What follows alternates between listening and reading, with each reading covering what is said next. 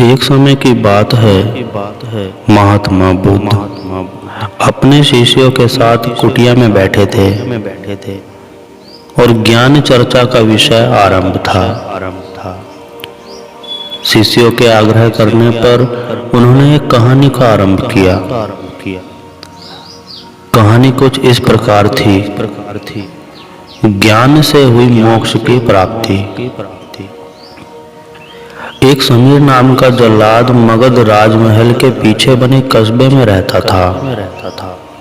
वह मगध साम्राज्य का प्रमुख जल्लाद था और उसका सारा जीवन दोषियों को फांसी देने में बीत गया। अब वह लगभग 60 वर्ष की आयु का हो गया था। 60 वर्ष की आयु का होने पर समीर अब राजकीय सेवा से मुक्त हो चुका था और अपना अंतिम जीवन वह अपने घर में व्यतीत करता था। अपने जीवन काल में किए गए सभी घटनाओं को याद करता और पछताता रहता। कहता, मेरे हाथों इतने जीवों की मृत्यु हुई, इतने जीवों की हत्या हुई।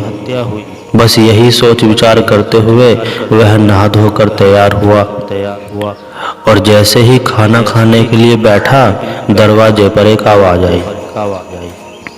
समीर ने बाहर निकलकर देखा तो एक भिक्षुक उनके द्वार पर खड़ा था, जो जान पड़ता है कि काफी दिनों की तपस्या के बाद उठा है और भूख से व्याकुल है। समीर तत्काल अपना वह भोजन जो स्वयं के लिए किया था वह भिक्षुक को समर्पित कर देता है। भिक्षुक की भूख शांत हुई तो भिक्षुक प्रसन्न हुए और भोजन के पश्चात भिक्षुक और समीर दोनों बैठे हुए थे। तभी समीर से रहा नहीं गया और समीर ने अपने जीवन में किए गए कार्यों को भिक्षुक के सामने प्रकट किया। समीर ने कहा, वह राजकीय सेवा के दौरान अनेकों कैदियों और अपराधियों को मृत्यु दंड दिया है, जिसके कारण मुझे अपने पर अपराध बोध होता है और ग्लानि के भाव में सदैव ग्रस्त रहता हूँ। भिक्षुक बड़े ही शांत भाव चित्त भाव से समीर की बातों को सुन रहे थे और रह रहकर मुस्कुरा रहे थे। समीर ने अपने जीवन के प्रत्येक घटनाओं को भिक्षुक के सामने रख दिया था।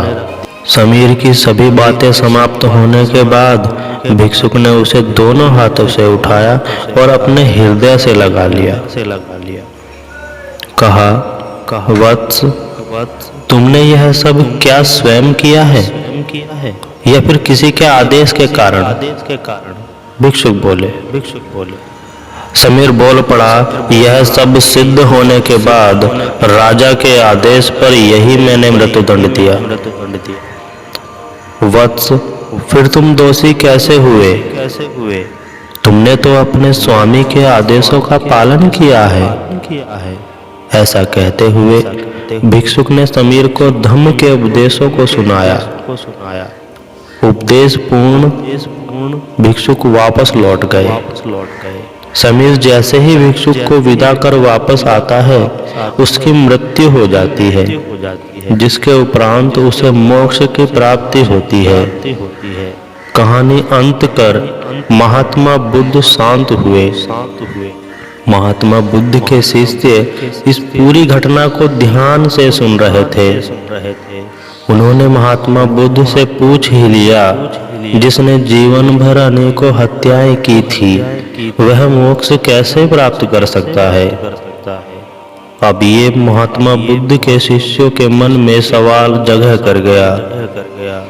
महात्मा बुद्ध मुस्कुराए और अपने शिष्यों को समझाया, जिसने जीवन में पहली बार ज्ञान की प्राप्ति की हो और अंत समय जिसका निकट हो और ज्ञान के शब्द उसके कानों में पड़े हो, वह मोक्ष की प्राप्ति कर लेता है।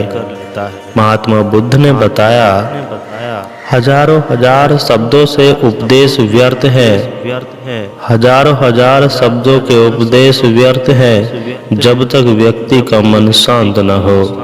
शांत मन की एक शब्द की प्राप्ति ज्ञान प्राप्त करा सकती है, अर्थात ज्ञान से ही मोक्ष की प्राप्ति संभव है। इस पर भगवान बुद्ध के वह शिष्य संतुष्ट हुए और महात्मा बुद्ध को प्रणाम किया।